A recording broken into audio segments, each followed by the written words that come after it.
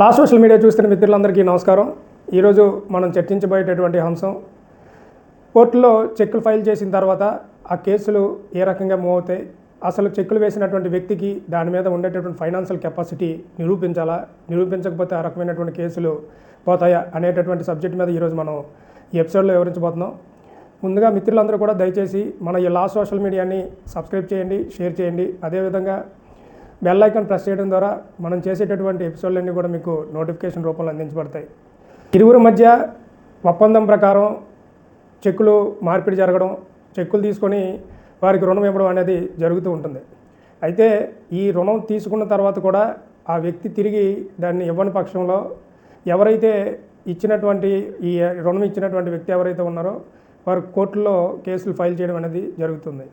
అయితే కోర్టుల్లో కేసులు ఫైల్ చేసినంత మాత్రాన ఆ వ్యక్తి గెలిచే అవకాశం ఉందా, అసలు గెలుచుకోవడానికి ఎంతవరకు అవకాశం ఉంది, ఇలాంటి పరిస్థితుల్లో కోర్టులు ఏ రకమైనటువంటి నిర్ణయాన్ని తీసుకుంటే ఆ వ్యక్తికి ఫైనాన్షియల్ కెపాసిటీ ఉందా లేదా, అసలు ఇతనికి ఇవ్వడానికి గల కెపాసిటీ ఉందా లేదా అనేది కోర్టులో ప్రశ్నగా మిగిలిపోతుంది.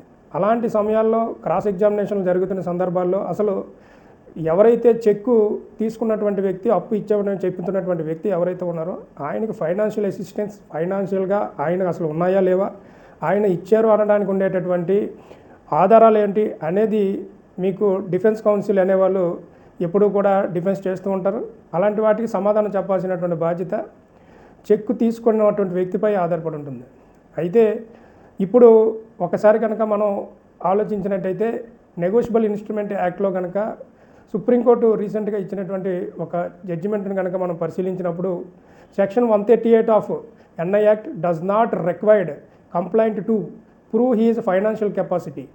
అంటే ఎవరైతే చెక్ 138లో సెక్షన్ ప్రకారం 138 సెక్షన్ ప్రకారం ఇస్తున్నారో వారు ఇకపైన ఫైనాన్షియల్ ఏ రకంగా ఫైనాన్స్ వాళ్ళకి ఇచ్చారనేది కానీ ఆయనకి ఆ ఫైనాన్షియల్ కెపాసిటీ ఉందా లేదా అనేది రిక్వైర్డ్ చెప్పాల్సినటువంటి అవసరం లేదు. ఇది ముఖ్యంగా ఈరోజు ఈ జడ్జిమెంట్లోనే ఉన్నటువంటి సారాంశం. దీన్ని కనుక సుప్రీంకోర్టులో కనుక చూసినట్టయితే ఇది ఏప్రిల్ ఈ నెల 16వ తారీఖు నాడు ఈ జడ్జిమెంట్ అనేది రావడం జరిగింది. ఇక కేసులాగా వచ్చేటప్పటికి ఒకసారి మీరు ఆలోచించినట్టయితే Ashok Singh versus state of Uttar Pradesh అనేటటువంటి ఒక జడ్జిమెంట్లో దీనికి సంబంధించినటువంటి సుదీర్ఘమైనటువంటి ఈ జడ్జిమెంట్లో కోర్టు వారు తమ యొక్క నిర్ణయాన్ని తెలియజేయడం జరిగింది. అయితే గౌరవ న్యాయస్థానాలు తెలియజేసేటప్పుడు 1-2 సార్లు యాక్టులని పరిశీలన చేస్తూ ఉంటాయి. అందులో భాగంగానే ఇప్పుడు జరుగుతున్నటువంటి ఈ యాక్టుల్లో మార్పుల వలన నెగోషియబుల్ ఇన్స్ట్రుమెంట్ యాక్ట్లో సెక్షన్ 138 కూడా ఒక రకమైనటువంటి మార్పు జరగడం గమనించాల్సినటువంటి విషయం.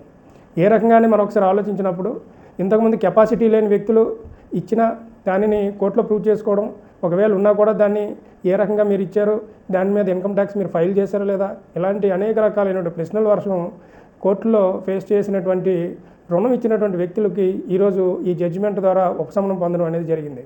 కారణం ఇలాంటి జడ్జిమెంట్ల వలన ఒక వ్యక్తి వేరే వ్యక్తికి రుణం ఇవ్వడానికి ఒక ఇన్స్ట్రుమెంట్గానే ఈ చెక్కుని తీసుకోవడం అనేది జరుగుతుంది. ఆ ఇన్స్ట్రుమెంట్ని ఈరోజు ఛాలెంజ్ చేసేటటువంటి అనేక మంది ఈరోజు ఈ జడ్జిమెంట్ను ఆధారంగా చెక్కు వేసినటువంటి వ్యక్తి చాలా ఆనందకరమైనటువంటి ఇబ్బంది లేకుండా తన యొక్క కేసును గెలవడానికి అవకాశం ఉంది.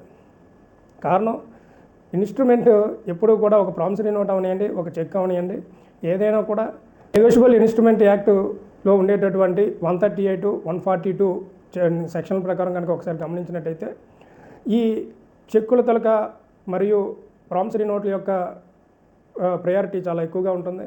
కారణం ఫైనాన్షియల్ కెపాసిటీ అనేది దీనికి లోబడి పెండింగ్లో ఉండడం వల్ల చాలా మట్టుకు కేసులు వీగిపోవడం అనేవి జరుగుతున్నాయి. ఇలాంటివి ఈరోజు ఈ ఒక్క జడ్జిమెంట్ ద్వారా ఎవరైతే కేసులు ఫైల్ చేశారో వారందరూ కూడా గెలిచేటటువంటి అవకాశాలు ఎక్కువ స్థాయిలో ఉన్నాయి. మీరు ఫైనాన్షియల్ కెపాసిటీ చూపించాల్సినటువంటి అవసరం లేదని గౌరవ ఉన్నత న్యాయస్థానాలు, సర్వోన్నత న్యాయస్థానాలు తమ జడ్జిమెంట్లో ఈ Ashok Singh versus state of Uttar Pradesh కేసులో చాలా స్పష్టంగా వివరించడం జరిగింది. కాబట్టి నెగోషియబుల్ ఇన్స్ట్రుమెంట్ యాక్ట్ గురించి పూర్తి స్థాయిలో వివరాలు తెలుసుకోండి, చట్టాల అవగాహన పొందండి. ఇక మంచి వీడియోలతో మీ ముందుకు రావడానికి మిత్రులందరూ కూడా దయచేసి కిందన కామెంట్ రూపంలో మీకు ఏ రకమైనటువంటి వీడియోస్ కావాలనో తెలియజేస్తే దానికి తగ్గట్టుగానే మీరు ఫేస్ చేస్తున్నటువంటి లీగల్ పరమైనటువంటి ప్రాబ్లమ్స్కి మేము ఒక లీగల్ కన్క్లూజన్ ఇవ్వడానికి అవకాశం ఉంటుంది. కాబట్టి మిత్రులందరూ దయచేసి కామెంట్స్ రూపంలో మీ యొక్క వివరాలు తెలపాల్సిందిగా కోరుతూ వీడియోపై మీ అభిప్రాయాలు తెలియజేయాల్సిందిగా కోరుతున్నాను. నమస్కారం.